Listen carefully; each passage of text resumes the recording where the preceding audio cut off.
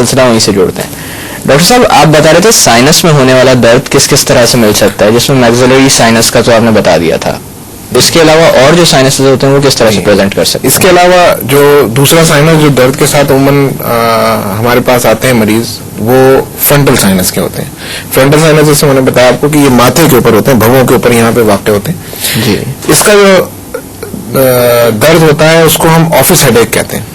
اس کی خصوصیت یہ ہوتی ہے کہ اچھا جیسے میں نے بتایا کہ میگزیلری سائنس کی جو آؤٹ لیٹ ہے یا اس کا جو اخراج کا راستہ ہے وہ اس سائنس کے اوپر کی طرف ہوتا ہے, بالکل جیسے ہمارے اوور ہیڈ ٹینکس ہوتے ہیں. فرنٹل سائنس کا جو اخراج کا راستہ ہے اس کے بالکل باٹم میں ہوتا ہے, نیچے سے ہوتا ہے.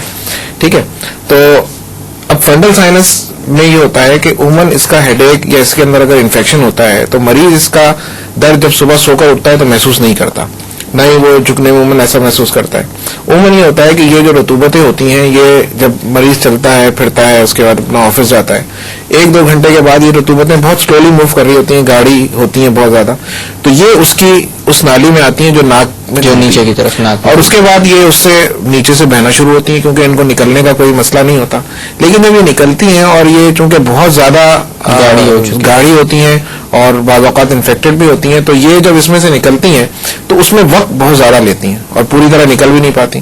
اس کی وجہ سے جو فرنٹل سائنس کے اندر ایئر ہوتی ہے وہ ایبزارب ہو جاتی ہے اور یہ بھی بلغم بھی نکل جاتا ہے نیچے سے, اور اس کے اندر جو ہوا آنے کا راستہ ہے وہ بند ہو جاتا ہے, جس کی وجہ سے اس کے اندر ایک ویکیوم کریٹ ہو جاتا ہے.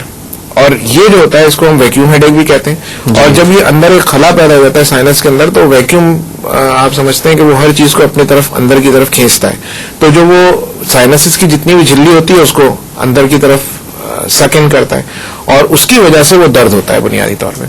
اور اسی طرح سے پھر جب 2-4 گھنٹے کے بعد یہ جو رطوبتیں ہوتی ہیں یہ سائنس سے نکل جاتی ہیں ناک کے اندر اور ہوا جو ہے وہ واپس آ جاتی ہے, تو یہ ہیڈ ایک جو ہے وہ ختم ہو جاتا ہے. تو یہ عموماً یوں سمجھ لیں کہ آفس ہیڈ ایک اسی لیے کہتے ہیں کہ یہ آفس جانے کے بعد شروع ہوتا ہے, یا سمجھ لیں جیسے 9 to 5 ہوتا ہے, تو یہ اس دوران کا یہ ہیڈ ایک جو ہوتا ہے وہ ڈے ٹائم ہیڈ ایک ہوتا ہے, اور رات تک جو ہے یہ سیٹل ڈاؤن ہے. یہ صحیح ہوتا ہے. ایتھمائڈ سائنسز کا جہاں تک تعلق ہے, اس کا عموماً اس کے اندر پس جمع نہیں ہوتی, اور اس کی جو علامات ہوتی ہیں وہ عمومی طور پہ پالیپسی ہوتے ہیں, اور اس کا انفیکشن جو ہوتا ہے ادروائز ذرا کم ہوتا ہے, لیکن اس کی جو عام علامت ہوتی ہے وہ پالپس ہوتے ہیں. اور یہ پالپس جیسے بتایا گیا انگور کے گچھوں, کیونکہ یہ اس کا جو اسٹرکچر ہوتا ہے اناٹمی کے الگ اگر ہم دیکھیں تو یہ بالکل ایسا ہوتا ہے جیسے ہنی کامب کہتے ہیں اس کو, یعنی کہ شہد کی مکھیوں کے چھتے میں چھوٹے چھوٹے خانے بنے ہوتے ہیں. تو یہ بنیادی طور پر ایک سائنس نہیں ہوتا بلکہ ایئر سیلز ہوتے ہیں, بہت سارے سیلز مل کر ایک, اس کو ہم ایتھمائڈل ایئر کمپلیکس کہتے ہیں بیسیکلی. اب سائنس کا لفظ بھی ہے وہ متروک ہو گیا اس کے استعمال میں. تو اس میں جب یہ جھلی ساری نکلتی ہے تو یہ باہر آ جاتی ہے, اور یہ بالکل انگور کے گچھوں کی طرح کی جو ہے وہ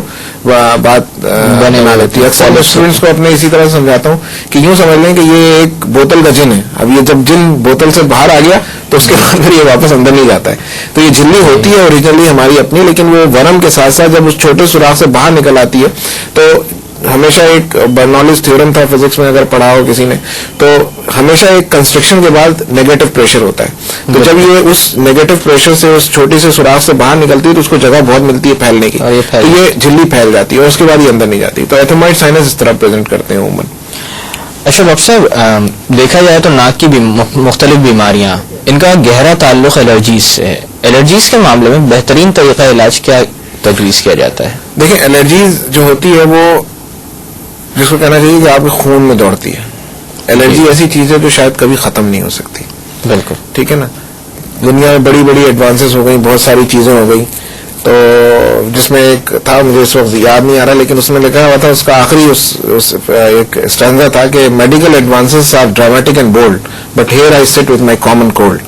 تو یعنی کہ بہت ساری چیزیں ہو گئی ہیں, ہمارا ٹیسٹ ٹیوب بھی ہو گئی, لیکن آپ سب کچھ کر سکتے ہیں لیکن نظر زکام کو آپ کنٹرول نہیں کیور نہیں کر سکتے. اس کو آپ کنٹرول کر سکتے ہیں. اس میں مختلف چیزیں ہوتی ہیں. دیکھیں ظاہر ہے کہ الرجی جب ہوتی ہے تو الرجی مختلف قسم کی ہوتی ہے. ایک ہوتی ہے ایکیوٹ الرجی ہوتی ہے, ایک ہوتی ہے کرونک الرجی ہوتی ہے. ٹھیک ہے نا. اب اس کی جو ہے گائیڈ لائنز ہوتی ہیں مختلف, اور اس کا ٹریٹمنٹ جو ہوتا ہے اس حساب سے مختلف ہوتا ہے. وہ الرجی جو چھوٹے وقفے کے لیے ہوتی ہے, چھوٹے دنوں کم دنوں کے لیے ہوتی ہے, چھوٹے وقفے میں ہوتی ہے, اس کا ٹریٹمنٹ جو ہوتا ہے کچھ اور ہوتا ہے. عموماً اس کو ہم اینٹی الرجیز یا جو الرجی کی دوائیاں ہوتی ہیں بالعموم لوگوں کے ذہن میں ہوتی ہیں وہ ان سے جو ہے ہم ٹریٹ کر لیتے ہیں. جو باقی الرجی ہوتی ہے اس کو بہت زیادہ کرونک ہوتی ہے, اس کے لیے ہمیں کچھ دوائیاں ہوتی ہیں جس میں لائک کیٹوٹیفن ہے ٹھیک ہے نا, جو کہ ماس سیل اسٹیبلائزر ہے, یا آج کل ماس سیل اینٹی لیوکوٹرائنس کا جو ہے بہت زیادہ زور ہے, جن کو جیسے کہ مونٹی لوکاسٹ کے جو اس کا جو نام ہے, اس کی جو برانڈ کی دوائیاں ہیں ان کو بہت زیادہ یوز کیا جاتا ہے, اور ان کا استعمال طویل ہوتا ہے, یعنی 3 مہینے کم سے کم 6 مہینے, بعض اوقات بچوں میں یہ سال بھر تک کے لیے بھی دی جاتی ہیں. تو ان دوائیوں سے الرجی کی انٹینسٹی کم ہو جاتی ہے. یوں سمجھ لیں کہ اگر عام زبان میں ہم سمجھائیں تو یہ ایک طرح کا یعنی ان کو ویکسین کہنا بالکل غلط ہے, لیکن جس طرح ویکسین اثر انداز ہوتی ہے کہ آپ نے آج لگائی ہے ویکسین, تو وہ آج آپ کو اس بیماری سے نہیں بچائے گی, بلکہ اس کا ٹائم پیریڈ ہے, اس کے لینے کے بعد جب بچہ اس سے ایکسپوز ہوگا تو اس کی جو سمجھ لیں کہ ایک اس کے خلاف ایک مدافعاتی قوت جو ہے پیدا ہو جاتی ہے. تو یہ جو ہوتی ہیں یہ بھی الرجی کو ہونے سے روکتی ہیں بنیادی طور پر. جیسے اینٹی لیوکوٹرائنز ہیں, یہ وہ چیزیں ہوتی ہیں انزائم جو کہ الرجی کو میڈیٹ کرتے ہیں, الرجی کو بڑھانے میں مدد دیتے ہیں, لیکن اگر ان کی دوائی یا اس کی مقدار موجود ہو تو اس انزائم کو پیدا ہی نہیں ہونے دیتے جو الرجی کے سمٹمز کو پیدا کرتا ہے. یعنی جیسے ناک کا بہنا ہے, خارش ہونا ہے, چھینکیں آنا ہے, یا ناک کا لال ہو جانا ہے, تو اس طرح سے ہوتا ہے. کچھ لوگوں نے ویکسین بھی اس کی جو ہے بنی ہے, الرجک ویکسین بھی جو ہے وہ لگتی ہیں, لیکن اس کا بھی رول جو ہے وہ سمجھ میں پلس مائنس ہے. کسی کو بہت فائدہ ہوتا ہے اور کسی کو جو ہے وہ نہیں ہوتا, اور کچھ عرصے کے بعد دوبارہ بھی آتے ہیں. تو الرجی کے لیے جو ہے وہ اصل میں اس کا جو بنیادی علاج ہے, میں سمجھتا ہوں وہ اسی وقت ہوتا ہے جس وقت الرجی ہو رہی ہو. ویسے میرے خیال سے سب سے بہتر چیز یہی ہے کہ جس چیز سے آپ کو الرجی ہو رہی ہے آپ ایک دفعہ اس کو آئیڈینٹیفائی کریں اور اس سے بچتے رہیں. بالکل صحیح آپ نے کہا. اوائڈنس تو جو ہے وہ پہلی چیز ہے کہ آپ کو جو ہے وہ جس چیز سے الرجی پیدا ہو رہی ہے. اکثر و بیشتر مریض یہ سوال کرتے ہیں اور ان کو پھر جواب یہی جب ملتا ہے تو وہ کہتے ہیں کہ جی کس چیز سے الرجی ہے. میرے خیال سے یہ چیز سارٹ آؤٹ کی جا سکتی ہے اگر آپ تھوڑا سا غور کریں تو کوئی نہ کوئی ایسا فیکٹر ہوتا ہے جس کے بعد آپ کو چھینکیں, نزلہ, زکام, بخار تک بات چلی جاتی ہے, اور اس کو اوائڈ کرنا اتنا مشکل کام ہے نہیں. اچھا ڈاکٹر صاحب, اگر دیکھا جائے تو باقی کے جو مسائل ہیں مثلاً ہڈی کا بڑھ جانا اور گوشت بڑھنا, ان کے اندر کس قسم کے تشخیصی ٹیسٹ کرواتے ہیں آپ تاکہ یہ پتہ چلے کہ آیا مسئلہ یہ ہے یا کوئی اور ہے؟ دیکھیے, جہاں تک ہڈی کے بڑھنے کا تعلق ہے اس کے لیے تو عموماً کسی تشخیصی ٹیسٹ کی ضرورت نہیں ہوتی, کیونکہ وہ ہڈی جو ہے وہ نظر آ رہی ہوتی ہے آپ کو. آپ اس کے لیے ہم جو اپنے کلینک کے اندر جو سمجھ لیں کہ جو چیک اپ ہوتا ہے اسی سے یہ چیز واضح ہو جاتی ہے کہ اس کو ہڈی ٹیڑھی ہے اور اس کی وجہ سے اس کو جو ہے پرابلم, کیونکہ ہڈی ٹیڑھی نظر آ رہی ہوتی ہے سب سے بڑھ کے. عموماً اس میں لوگ ایکس رے وغیرہ کراتے ہیں لیکن اس کی کوئی ضرورت نہیں ہوتی.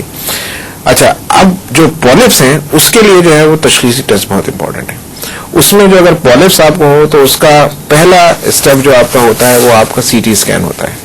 ٹھیک ہے, کسی بھی ٹیسٹ سے پہلے جو سب سے امپورٹنٹ ٹیسٹ ہوتا ہے وہ سی ٹی اسکین ہوتا ہے, کیونکہ سی ٹی اسکین ہی آپ کو بتاتا ہے کہ یہ پالپ کہاں کہاں گئے ہوئے ہیں اور کہاں تک پہنچے ہوئے ہیں. یہ کیونکہ جیسے میں نے بتایا کہ ایتھموئڈ سائنس سے عموماً نکلتا ہے, تو اب ناک کے اندر تو جب ناک کے اندر پالپ آتا ہے تو جب ہم ناک اٹھا کر دیکھتے ہیں تو اس کے اندر ہمیں پالپس نظر آ رہے ہوتے ہیں, لیکن ہمیں یہ نہیں پتا ہوتا کہ ان کی ایکسٹینشن جو ہے وہ کیا ہے. کیونکہ پالپس جو ہوتی ہے وہ میں سمجھتا ہوں کہ ناک میں ہونے والی کینسر کے بعد تو ظاہر بہت خطرناک چیز ہوتی ہے اگر, لیکن اس کے بعد اگر میں کہوں تو اس سے زیادہ خطرناک بیماری شاید کوئی نہیں ہے, کیونکہ پالپس کی جو ٹینڈنسی ہے وہ یہ ہے کہ ہر جگہ گرو کرتے ہیں.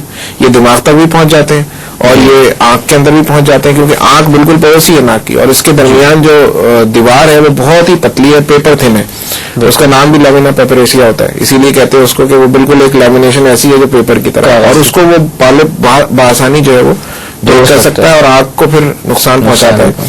اسی طرح سے اگر یہ پالپس کے اندر ایک اور چیز جو بہت اہم ہو جاتی ہے وہ یہ ہوتی ہے کہ اس کے اندر فنگس پیدا ہو جاتا ہے, الرجک فنگس پیدا ہوتا ہے, اور پھر یہ 2 دھاری تلوار بن جاتا ہے.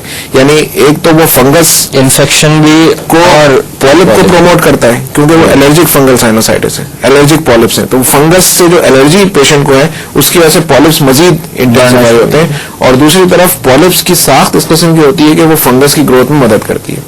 تو یہ بڑا ایک اہم مسئلہ ہے, اور اس کے لیے جو ہے وہ یہ ہم سی ٹی اسکین جو ہے وہ اللہ کا شکر ہے کہ یہ تمام سہولیات جو ہے وہ ہمارے پاس کراچی میں موجود ہیں, اور اس مرض کی جو ہے وہ تشخیص میں آسانی ہوتی ہے. تو سی ٹی اسکین جو ہے وہ پالپس کی تشخیص میں جو ہے بہت اہم کردار ہوتا ہے. نہ صرف یہ ہوتا ہے بلکہ اس کو کہا جاتا ہے کہ یہ روڈ میپ ہے آپ کے فردر ٹریٹمنٹ پلان کا, کیونکہ اگر سی ٹی اسکین نہ ہو تو آپ کو نہیں پتا کہ آپ کو جو ہے وہ کہاں تک جانا ہے اور کہاں پر سرجری جو ہے وہ کرنی ہے.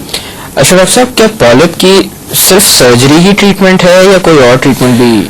بنیادی طور پہ اگر آپ دیکھیں تو پالپس جو ہے وہ اس کا ٹریٹمنٹ جو ہے وہ میڈیکل ٹریٹمنٹ ہے, کیونکہ آپ نے دیکھا کہ یہ الرجی کی وجہ سے ہوتے ہیں, لیکن اس کی ایک لمٹ ہوتی ہے. اگر بہت ارلی تشخیص ہو جائے, بہت سارے مریض ایسے ہیں کہ جن کو چھوٹے چھوٹے سے پالپس ہمیں نظر آتے ہیں ناک میں, اور اگر ہم ان کو میڈیکلی ٹریٹ کریں تو وہ بہتر بھی ہو جاتے ہیں, خصوصاً ایتھیمائڈل پالپس.